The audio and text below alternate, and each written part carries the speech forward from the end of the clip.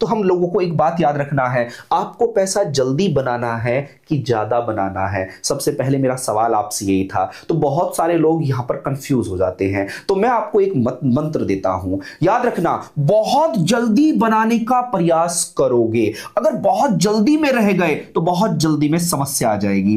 क्यों समस्या आ जाएगी? कुछ ऐसा आ जाएगा, अगर जल्दी पैसा बनाना चाहते हो, दुनिया में सबसे जल्दी पैसा बनाने की ललक किसको होती है? सर, भिखारी को होती है।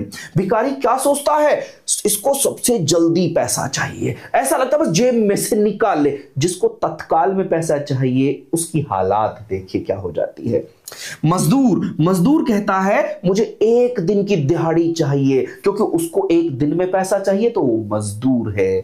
तीसरा कोने से महीने में चाहिए, वो सैलरी वाला व्यक्ति है। सैलरी वाले व्यक्ति की सबसे बड़ी सोच क्या? बस एक महीने का पैसा मिल जाए, और उस एक महीने के पैसे को तुरंत घुमा देता, फिर लकीर का फकीर बना रहता है। और तीसरा कौन है? दुकानदार। ये दुकानदार चौथा है। ये क्या कहता है? नहीं नहीं, मुझे जल्दी नहीं, 1 या 1.5 साल के बाद मैं फाइनल चेक करूंगा कि मुझे नफा हुआ है या नुकसान हुआ है, लेकिन प्रॉफिट में जाता है।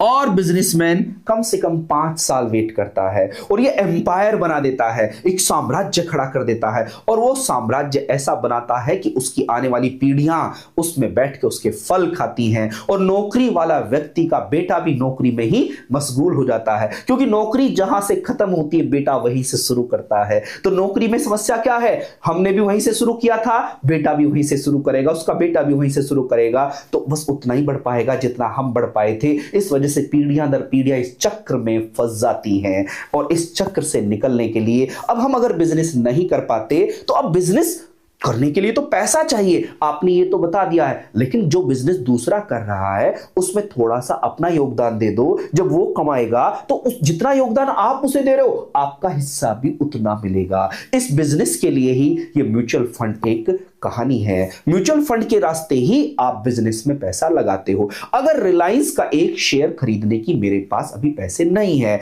तो मैं म्यूचुअल फंड के थ्रू उस शेयर का कुछ हिस्सा तो खरीद सकता हूं। अगर रिलायंस बढ़ रहा है तो मैं भी बढ़ूंगा। सबसे आसान इन्वेस्टमेंट, सबसे कम पैसे का इन्वेस्टमेंट म्यूचुअल फंड होता है। 100 रुपए से भी आप स्टार्ट कर सकते हो इस जर्नी को।